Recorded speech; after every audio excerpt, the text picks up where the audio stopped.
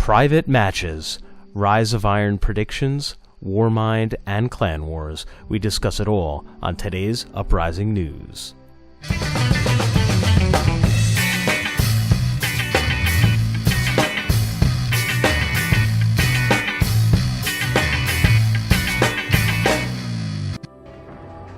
Hello, and welcome to Uprising News, the show where we share the latest clan news from Uprising Family Gaming. So, just as we always do, we're going to start off with our introductions. I am Big D112358, and I'm going to... Oh, who'd I find? Oh, I don't know, I turned off my HUD. Who's next to me in a ship? Cajun.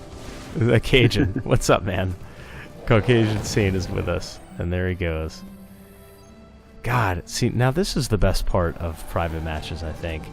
I'm just looking around the maps in a way that I never have before. I can just sort of, in a leisurely way, look up at what I think is the Warmind's cadiometric weapons. It's like Rasputin's, you know, when he rains down hot knives of death. I think those are the things up in the air that can do that. Anyway. Yeah, I never looked at the skybox here. Yeah, it's always pretty cool. I was just looking across and just trying to find the mans to kill. If you look across, and there's things shooting up. Yeah. It's pretty nuts. I wonder if that's like the Cabal shooting back up at that stuff up there. Oh, look at me, I'm flying off the map. Anyway, I'm looking forward to spending a lot of time in here. But I should also mention that we have MitchWindoo with us as well. Not that I'm entirely sure where he is, but what's up, Mitch? How you doing? Well, I was where you guys were, but now you're gone. I'm doing well. I'm going for the dead ghost. Oh, don't tell me where it is, man. I'm gonna find it. Actually, this map is huge. Maybe I won't, but we'll see. Wait till the end of the episode, and then if you haven't found it, then he'll tell it. Yeah. But I grab it, and then you have to guess where I was at to grab it when I grabbed it. Okay. Yeah, I turned my HUD off so that everything would look super cool, so I don't even know where you are on the map. Oh. Nope, I just saw you. There it is. Well, there we go. Sorcery!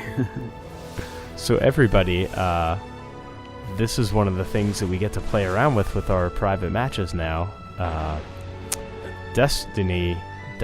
Bungie went and hit a bunch of dead ghosts around the Crucible maps with brand new Grimoire, which I cannot wait to go and read. If any of you are part of the Destiny Ghost Stories Slack, the chat on there has been bonkers today. If you're a fan of that podcast, by the way, I recommend asking to join that Slack. It's pretty fun. And for days like today when a whole bunch of new Grimoire is released, it's definitely the place to be. Anyway, so yeah, there's these dead ghosts that are hidden all over the place. There's one in every map in the game, so I look forward to looking around and finding them all. So, let's back up a little bit. We've got a bunch of topics that we're going to be talking about today. The first of which is private matches, and we are recording this here on the very first day that those were released. It is, Tuesday, right? This is the Tuesday that they released private matches ahead of the release of Rise of Iron. So, we were excited just from doing this show because we can have up to 12 people on screen now. Is that right, guys? Yeah. In our own private little tour around here. Do all kinds of stuff with private matches besides just playing with clanmates and having fun. So much. Yeah, so that'll actually bring us to our first segment here. Mitch, even before we had this private matches launch, you and help me out. Who was the other guy with the Net Duma? Fluffy had one. Jedi Pimping right. had one. Gia Joe My Goodness had one for a little bit. I don't think he ever helped us set up any matches, but those are the people I know that had Net Duma specifically. Yeah, so, it's nice because I feel like you guys have already done a lot of legwork in terms of reaching out to people and helping to get people a little bit organized and getting people interested in doing sort of interclan or intra-clan scrims and practicing different setups. So now that we can do that a whole lot more easily, I feel like we can slide into using those better. So I want to hear from you, man. How do you envision us as a clan being able to use this great new tool? Yeah, it really broadens up the opportunity that we'll have to do some teaching, get some organized games going for teaching specific things to do, like res sniping, pushing reses so that they don't get res snipes, when to go for reses, when not to go for reses. A lot of stuff that you use in trials, we'll be able to utilize it for upcoming Iron Banners, try out the modifiers, how well they'll work on the maps, work on map callouts.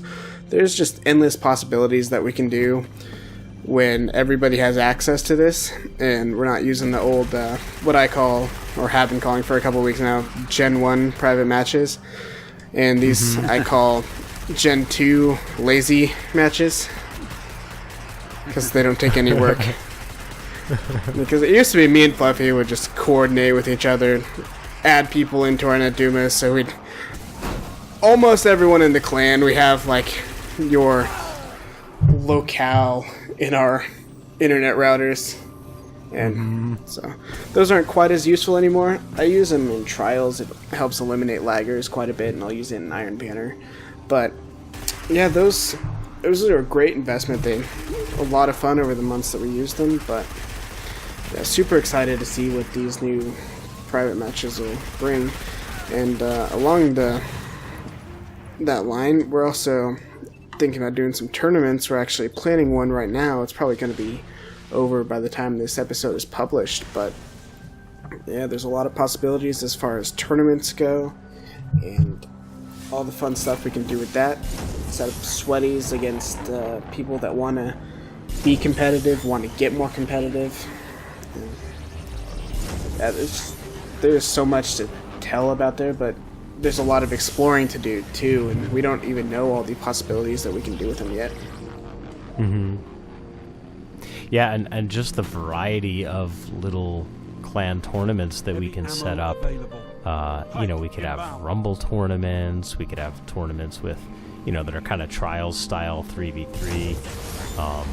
We could have big old Iron Bannerish control tournaments, and I know that was it William Strange was talking about just dividing the whole clan into red team versus blue team and trying to score that way.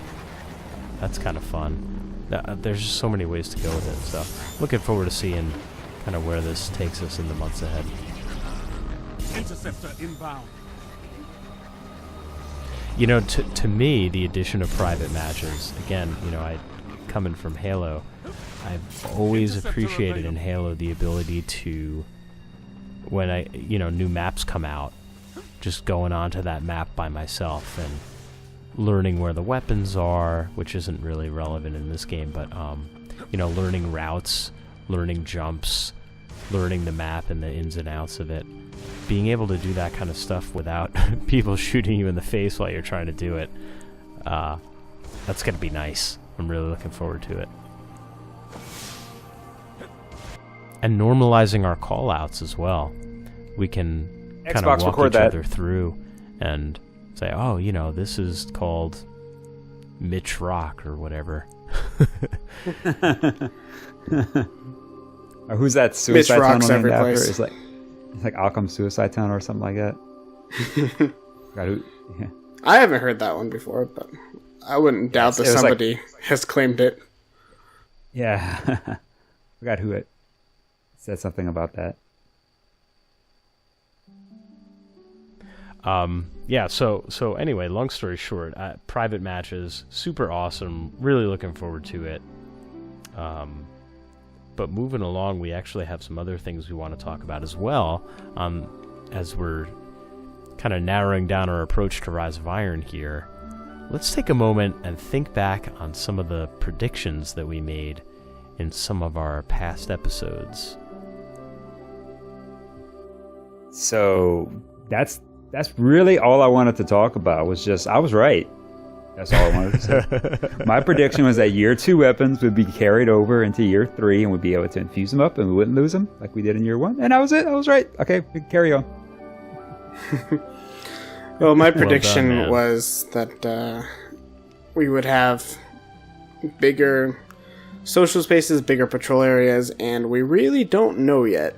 So I'm going to say I'm right, just because I like being right, but we'll find out next week. Or maybe this week, depending on when this is released.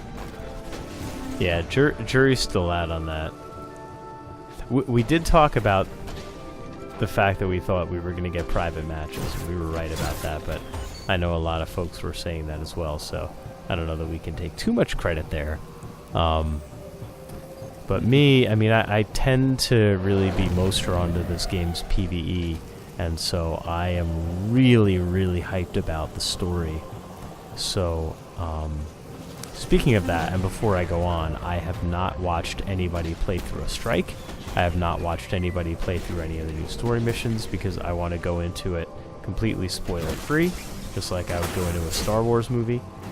And so, looking back on some of the predictions that I made in the past, I know that there were a couple that I'm certain that I'm not correct about. Like, I thought we would go and find a bunch of other Iron Lords who were all in hiding and see if we can bring them back to help fight some new threat. And that's not going to happen because it's pretty well known that they're all dead. But I will go ahead and make a new prediction right now about the story. And once again, I don't think this is something that people that's like could possibly be a known thing, but I've been staying away from any spoilers, so forgive me if anybody has heard anything like this. For real, this is my spoiler-free just prediction. I think the story is going to culminate with a huge, epic final battle, and I think we're going to be fighting alongside Lord Saladin. And I think Lord Saladin is going to sacrifice himself. And I think he's going to die. Just like all the other Iron Lords did in the past. Who's going to call... Who are we going to get our Iron Fans? I don't know. I think it's going to be a new person. Oh, yeah. Yeah, maybe there are new vendors. Yeah, there's new vendors in that new social space, I think. So, yeah, that's a good point. Okay. Yeah, I think we're going to get to know him really well. Go ahead. I avoided all of that too, in terms of like all of the stuff that was being released in terms of story content, playing through missions and strikes and stuff like that. It's like I want that to be fresh. I want the story to be told to me, like it was meant to be told, and the trailers and everything I've seen so far is enough. And just keep that as is and go with that. Yeah, totally. But it's interesting, though. I just, I was thinking about past stories from other content drops, and we haven't had a case where we've been introduced to an NPC and then had them die in front of us. We read all the time about heroic guardians from the past who did something crazy at Maranbium or whatever and died and are no longer around. So, I think this will be our first time where we actually witness that. Okay, that would be interesting too. Yeah, to like make a bold step in the story like that. Like all this stuff happened in the past, and then it's like, okay, now you actually get to see some of it. Yeah, I feel like it'll make you feel like you're living out some of the grimoire that we read about from other people. So yeah, any other predictions, or are you guys ready to turn the page on this thing? I'm ready for it. It's 7 days away from when we're recording this. I'm just like, let them tell me at this point, and for the story stuff, and I'm good to go. God, 7 days! I can't believe it. Yeah. Unfortunately, I am going to be on a developer conference during the release and a couple days after, so I won't be playing until Thursday that week. But where's the conference? California. We have clanmates in California. You can do what Laps did. He was at a sales training whenever, I think it was House of Wolves dropped. So he just came over here and played at my house. Really? That's nice. Yeah, I already had played through my other two characters, and I think I just left like my warlock, so not played the story mission, so I let it play through. We had dinner, went out with the family and had dinner with them, and then he came over and played here. So, yeah, cool. That's really fun. No, Mitch. So, no. Yeah, I just saw that pull up on my feed. I hope I get a chance to watch this from your point of view. Yeah, I'm I recording. want to see what happened. I did record that dirty running snipe off of the Yeah, that was good. interceptor I got on. I was like, I can't believe I hit that. So now circling back to Iron Banner, which we mentioned a little bit before, Cajun, why don't you give us a little bit of an update about how things went in the last Iron Banner, the last completely not controversial at all Iron Banner. Yeah, the last Iron Banner was remarkably bad for many reasons. So poor modifiers made it so you had to play a Defender Titan to score enough points to win.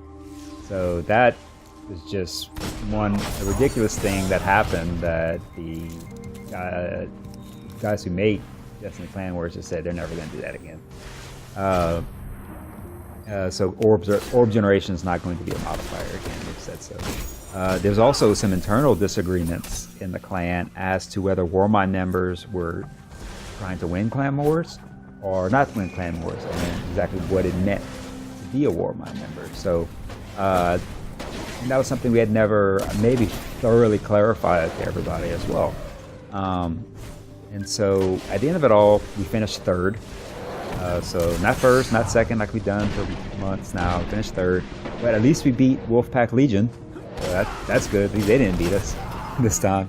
But overall, we were able to clarify the mission of Warmind after this event. Everybody was able to get together, get their feedback, discuss in normal voices and sometimes not so normal voices. Some people yelp. And kind of get a state of Warmind document as to what Warmind was, what it is, and we executed only one change to Warmind. And that is that for the Warmind clan tags themselves, wearing Warmind as a clan tag, that you play an Iron Banner to the best of your abilities towards the modifiers. That's the only difference there. So just try to play to the modifiers as best of your abilities to maximize your and that's strictly on that person to say they're playing to their best abilities. But that's the only modifier, just to kind of have people show that we're putting our best foot forward to try to win in Clan Wars. And if somebody wants to play Iron Banner a lot, but play it in a more casual sense, whether it's rogues, dads, and all the other clans, if you wanted to play Iron Banner in a more casual, freer sense, Warmind is going to be just a little stricter on that front. Now, for the top performers in the last Iron Banner, so Fluffy led the way with most matches and most orbs generated. He played 174 matches and generated 3,225 orbs. Good lord. Yeah, that's a lot of orbs. That's a lot of bubble partying. Skinny TU had the most points per match, and the most pulse rifle kills, because we had bonus modifiers for pulse rifles. And that was, he had 1,082,353 points. He averaged 8,017 points per match, and had 1,189 pulse kills. So, Flawless Desi had the highest match percentage, win percentage at 71.9%. And again, William Strange had the highest KD, 2.28. I've noticed the number, his KD is going a little less and less each Iron Banner, but he's still winning each time. So somebody's going to step it up, one of these Iron Banners, and take that crown from him. Who's it going to be? Yet to be seen. So for Cajun Spicy Grinders for this Iron Banner, and that's somebody who's had over 100 matches played. That's going to be Law Dog 13, Purple Ape, Dino Lovardo, Rumble, Dry Heat, Ed Run Gun, Southern Road Dogs, Cenotaph, Captain SBO, Anvil Fire, Skinny TU, Killjoy, yours truly, Evil Jet, and then lastly Fluffy, who had the most. And that's it for the Iron Banner rundown, a little bit of changes, and we won't see Iron Banner again till September 30th, so see you on the next one. Heavy ammo available. Oh, that's actually wrong. That's Trials of Osiris. Forget what I said there. Carry on, we don't know when Iron Banner's coming back. I got all excited, man. I was like, I didn't realize they announced that. I don't remember hearing that. That's great news. I just did it on Uprising News. It's going viral, baby. Yeah. Nope. I did, You know, did not know that. And on that one last point, just to be double super extra. Oh, look, Sea Pigeon just joined. Just to be double super extra clear. You know, we're happy because now I think we clearly have a home for any play style of PvP in the clan. You know, people who just want to go in it for the gits and shiggles. You know, we have the Uprising dads and Uprising dads with the one in it, and Uprising rogues, which is great. And then people that want to be more competitive, there's Uprising Warmind. You know, but, and again, you know, Warmind is, was, and always will be. It's about just giving it your best, and it doesn't matter if you are awesome like MitchWindoo and CauCajun Saint, or if you're kind of average-ish like me. You know, as long as you're going to give it a go and try and play the modifiers and put in some games and do your best and be a team player, then that's what Warmind's all about. So, moving along, we have some new clan members, don't we? Yes, we do. Right now I'm being chased by Mitch. Oh! Well, Xbox record that. Nicely done. That was nice. Xbox recording that clip. That was dirty. So we do have new clan members and want to take a moment to welcome them in. We have 4 new members of Rogues. Sonic Abs 867, Talon Hawthorne, Scorch 5830, and Zandal Twist. And we have 4 new members of Dads. 2 Wolves, who you might recognize as another host on one of the clan podcasts that's out right now, Geekologist Radio. Homie Waddy Shoddy, Lieutenant Reginald, and Gamer Hippo are the 4 new members of Dads. And can I just say again, we have a new member named Gamer Hippo. I just really like that gamer tag, so I just wanted to say it out loud. Yep, gives you an image of who you're playing against. Yes. Oh man, awesome. Well, listen, fellas, I think that about does it for this episode of Uprising News. I look forward to checking in with another episode with a little bit of a faster turnaround this time, because I want to talk about our reactions to this awesome new content, which is going to be great, and I really look forward to it. But I guess until then, I am Big D112358, and on behalf of CauCajun Saint and MitchWindoo, thank you for watching, and we look forward to seeing you out there in some custom private matches. Yeah, I'll see you Starside Guardians real soon. Bye.